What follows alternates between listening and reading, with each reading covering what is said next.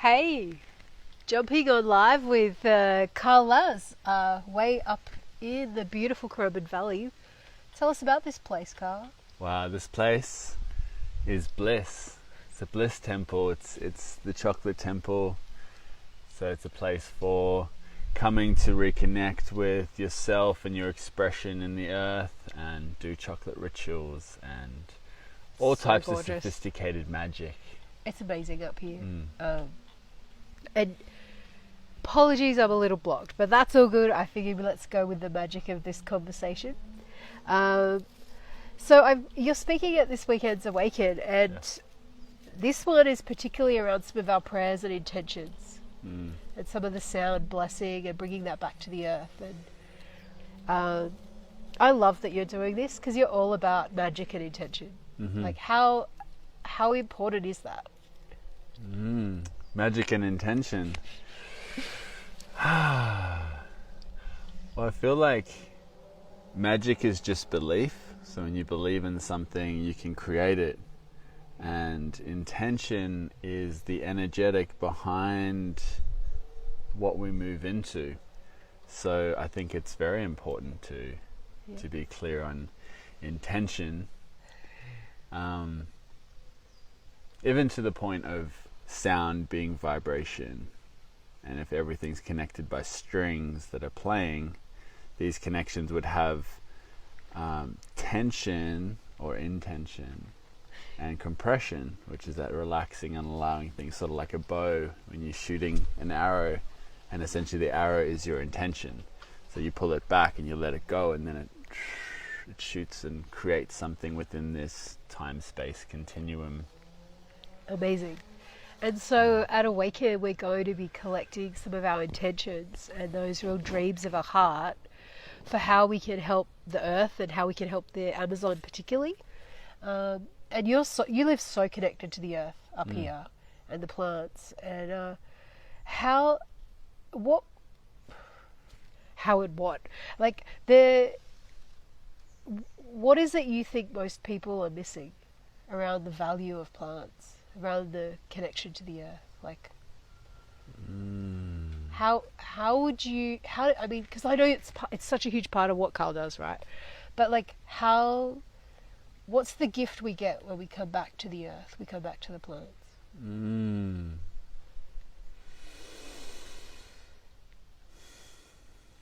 That's a really great question. I think firstly what comes to mind is people in general are lacking the stillness to actually stop and sit with themselves, or just sitting in nature and just being in nature, to receive that biophilia, so that healing power that nature emanates. Biophilia. It's you could put it in scientific terms of like the negative ions that are in the mountains or at the ocean, and that builds up the negative ions in our body that free radicals scavenge. So when we're around technology and we're around eating processed foods, all of that is putting free radicals in our body, which is stealing the negative ions from us, which we need to radiate. So I guess if we're looking at nature, I like to look at it as that it's where we come from. So it's what we're a part of, and we reconnect with the biosphere that we're a part of. But it also connects us to that energy that you feel is the Tao. So the Tao is never created, it's never destroyed, and it emanates through nature. Cool. So it's in the elements. There's this expression that I like to say, we stop and we listen into the ether, to that cosmic resonance that was happening before anything manifested. Yeah.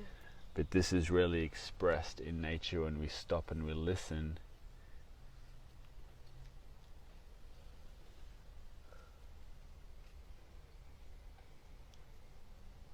And we breathe.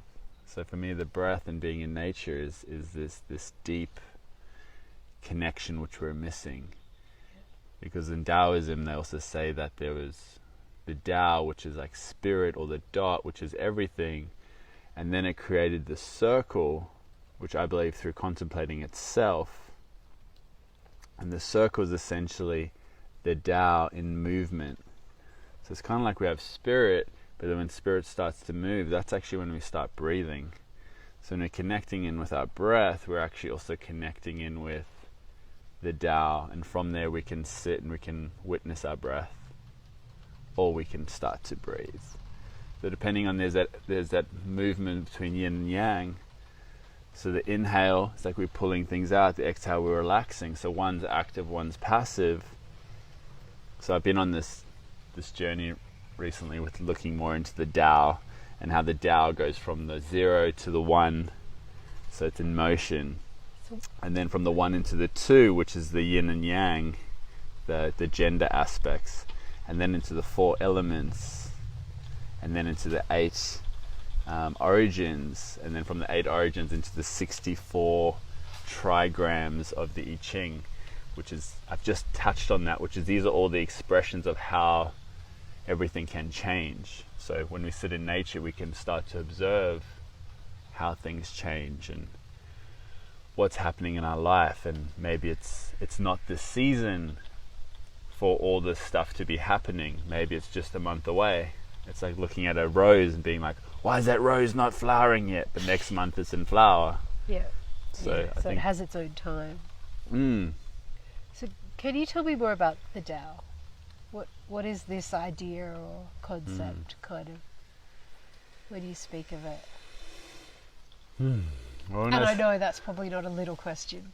Yeah, well, the fun thing is that the Tao, you can't actually explain it. It's just a fun, poetic way of trying to explain something that's inexplainable, because it's everything. Yeah.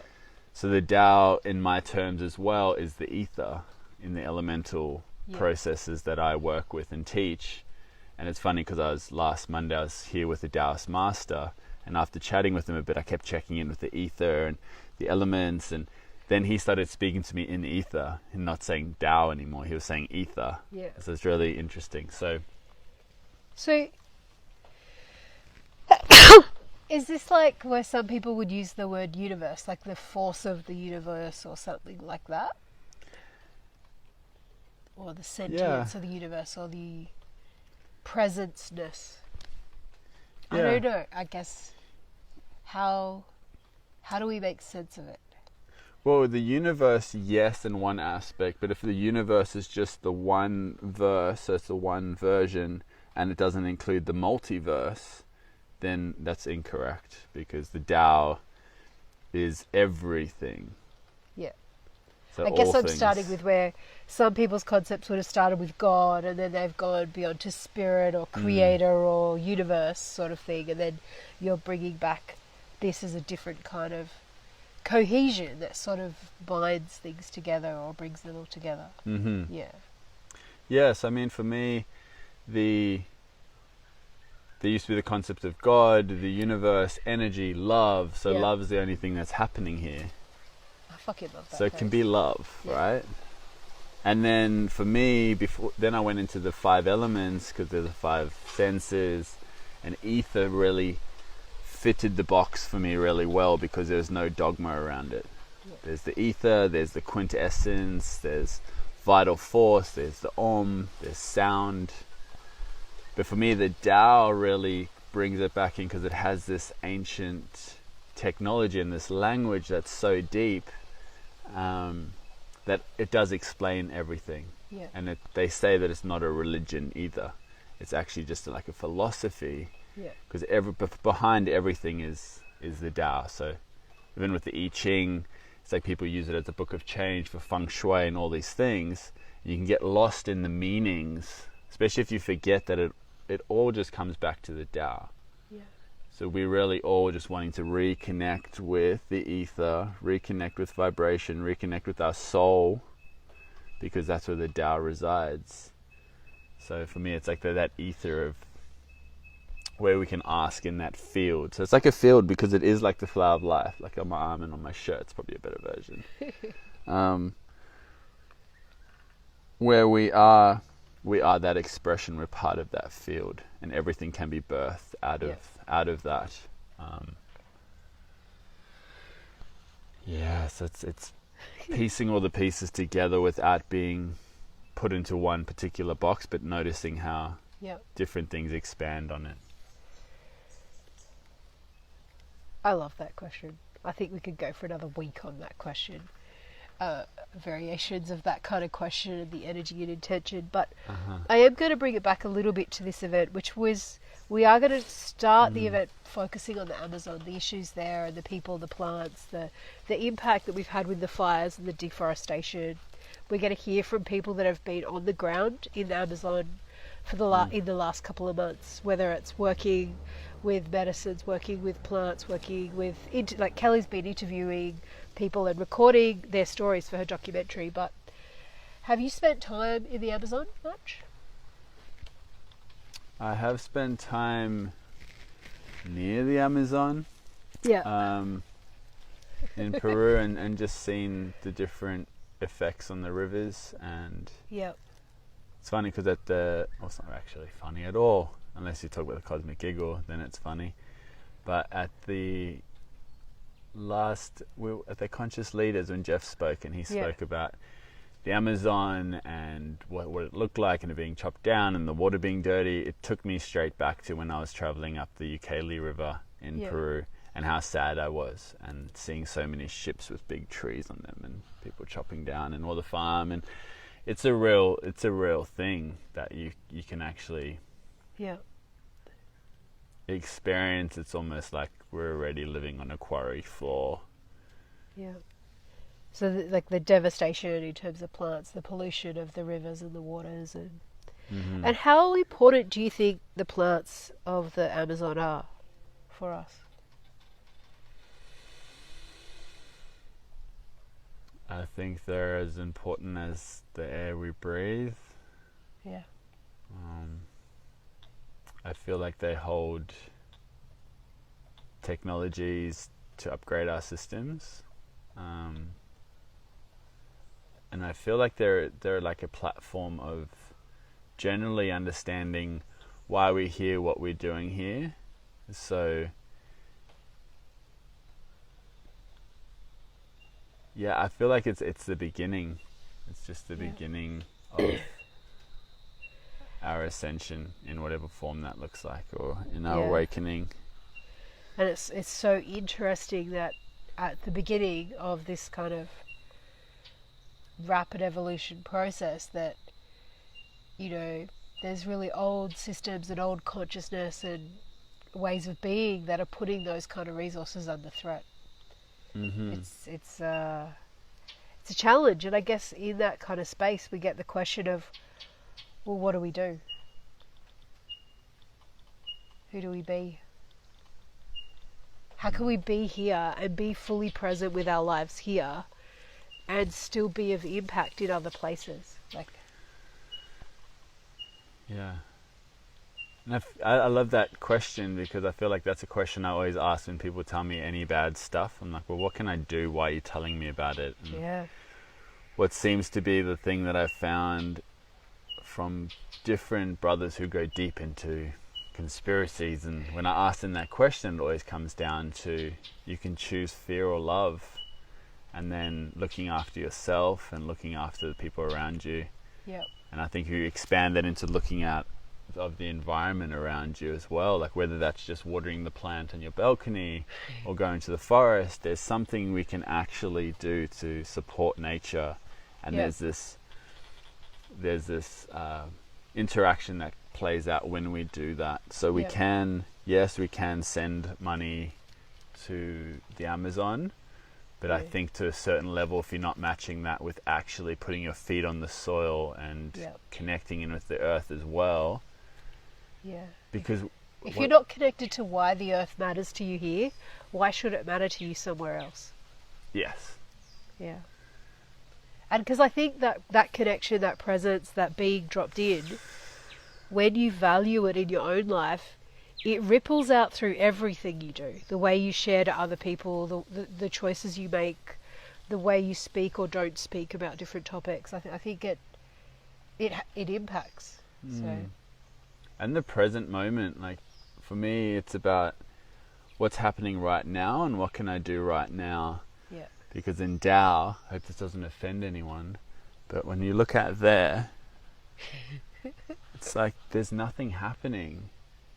There's nothing happening out there. There's a lot of growth, there's a lot of beauty. So all the story outside of this sphere isn't actually happening right now. But if I sit in with what's actually happening in this moment and I cultivate that feeling, or I propagate the emotion or the feeling that I'm wanting to feel, then I'm actually able to go do an impact out into the world. Instead of being out there, all this is happening out there, and not paying attention to what's happening now. Just by being present right now, connected within, holding that intention of what you want, for me, that's the biggest impact we can actually have. Yeah. I think that one's a huge reminder in the wake of all the discussions about climate change. Wherever you sit on the side of that conversation, I don't actually care. Our world has a disconnection to nature.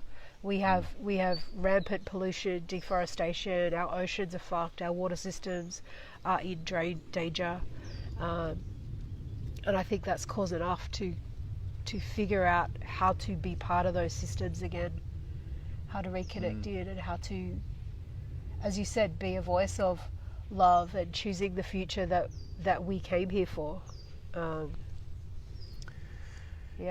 Yeah, I mean, being up here, I've been super grateful because everything's lined up with the chocolate temple and being out here. It's ridiculous. If you get a chance to come up here, Kyle does these reconnection days. They're ridiculously amazing. They're just like a facilitation back into yourself and back into being part of the earth. And the breath, sound, bamboo chocolate, and the breathing. breath and the birds.